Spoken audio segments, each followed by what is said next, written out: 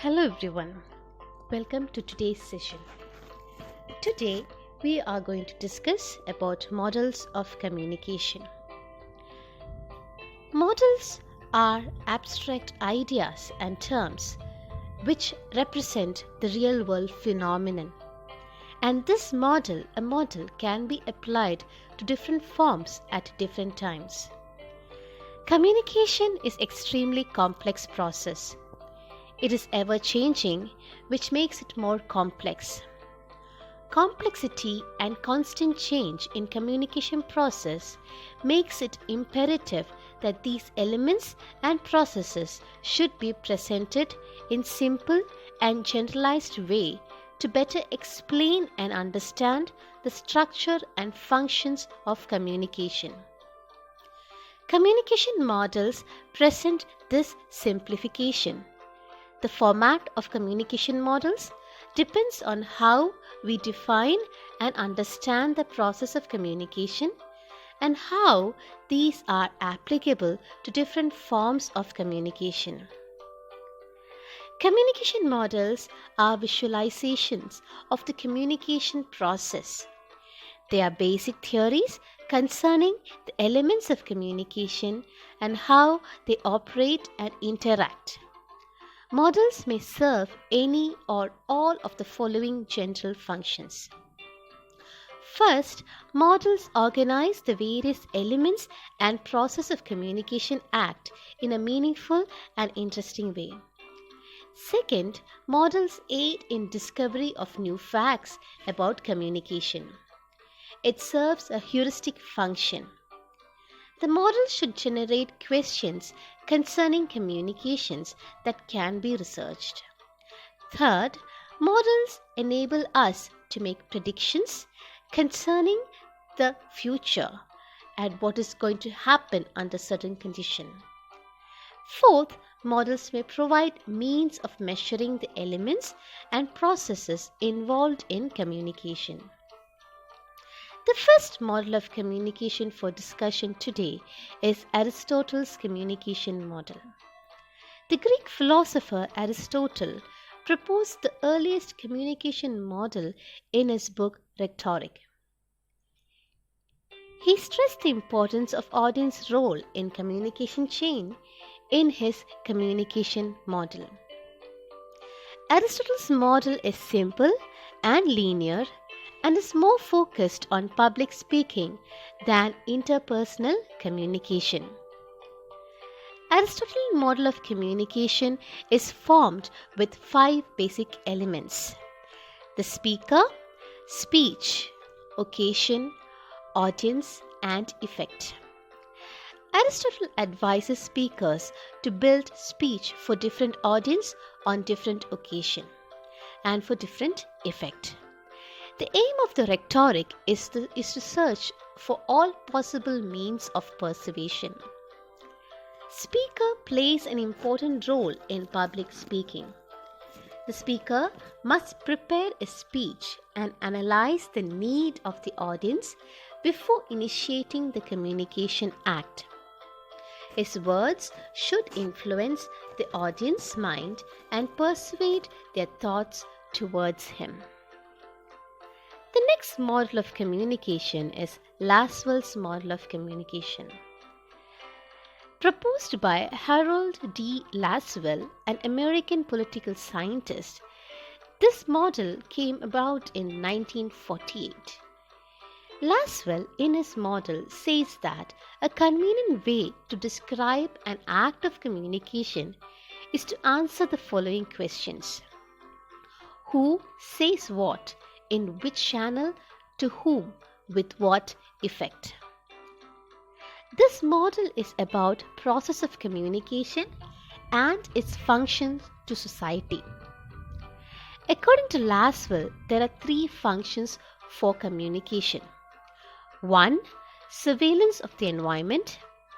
2. Correlation of components of society. And 3. Cultural transmission between generations. Lasswell's model suggests that message flows in a multicultural society with multiple audiences. This flow of message is through various channels. And also, this communication model is very similar to Aristotle's communication model. The next model of communication is Shannon and Weaver model of communication. Claude Shannon and Warren Weaver were engineers at Bell Telephone Laboratories in US during the Second World War. Their primary concern was to find out the most efficient way of using the channels of communication for transfer of information. In 1948, they proposed an effects-oriented model and called it the mathematical theory of communication. This model follows a left-to-right process. The speaker selects a desired message from all the possible messages. The message is sent through a transmitter, that is a communication channel, and is changed into signals. The signals are received by the receiver. In the process of transmission, certain distortions are added to the signal which are not part of the message sent by the source, and that distortion is called noise.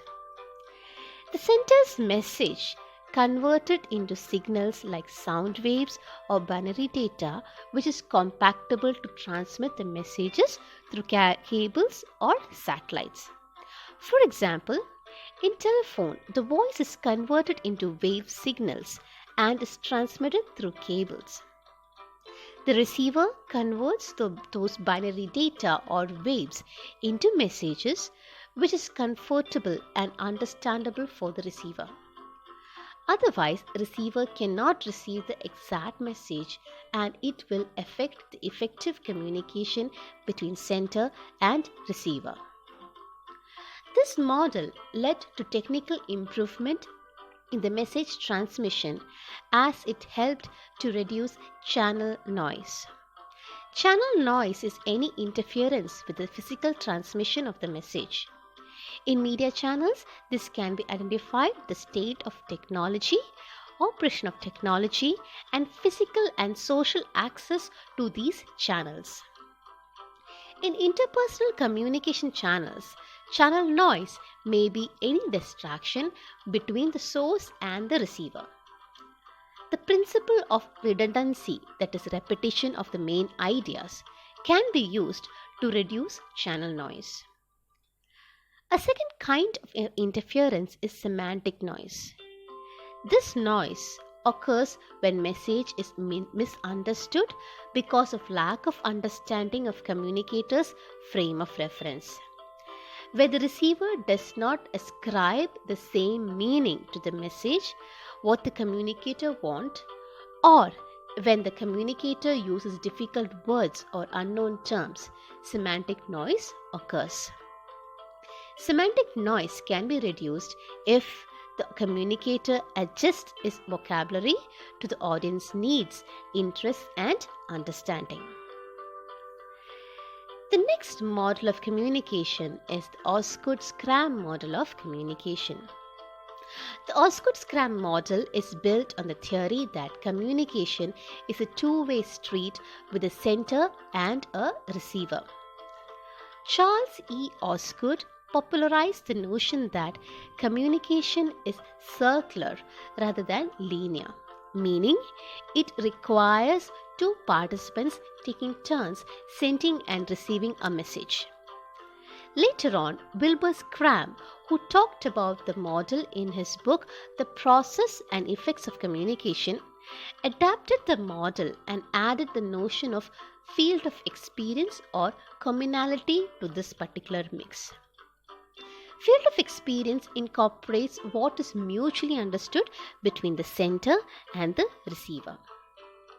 For example, a professor of calculus would have a very difficult time communicating important mathematical calculus principles to a classroom of kindergarten students because they do not share a field of experience that makes the message easy to understand. Osgood-Scram's model of communication is known as circular model because it indicates that messages can go in two directions. Hence, once a person decodes a message, then they can encode it and send a message back to the sender. They could continue encoding and decoding into a continuous cycle. This revised model indicated 4 major points. 1. Communication is not linear but circular. 2. Communication is reciprocal and equal. 3. Messages are based on interpretation. And 4. Communication involves encoding, decoding, and interpreting. The benefit of this model is that the model illustrates that feedback is cyclical. It also shows that communication is a complex process because it accounts for interpretation. This model showcases the fact that we are active communicators and we are active in interpreting the message that we receive. The semantic noise is a concept that is also introduced in this model. The field of experience, beliefs, background, and beliefs that influence the sender and receiver hinders in interpreting the message. Semantic noise happens when the sender and the receiver apply different meaning to the same message. When semantic noise takes place, decoding and interpretation becomes difficult and people get deviated from the actual message. The last model for discussion in today's session is Berlow's SMCR model of communication. This model was advocated by David Berlow in 1960 and is also known as the source message channel receiver model of communication.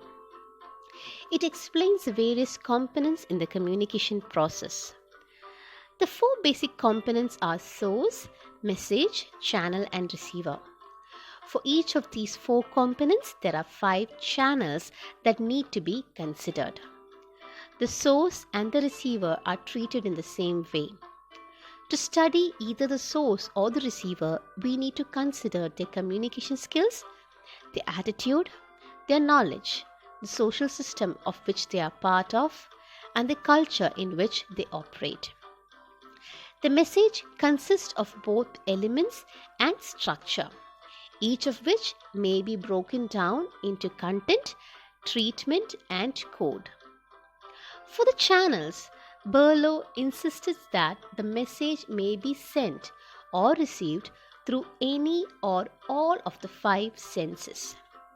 He also suggested that the message received must have some effect on the receiver. It can be positive or negative.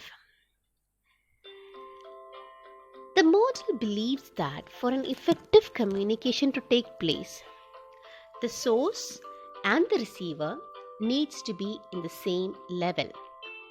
Only if the source and the receiver are on the same level, communication will happen or take place properly. So a source and the receiver should be similar, for example, in terms of communication skills. For example, if the source is very good verbally in their communicating the idea, the receiver should be equally good in understanding and listening the message and the idea. With this, we come to an end to today's session. Thank you for listening. Until next time, this is Lizzie signing off.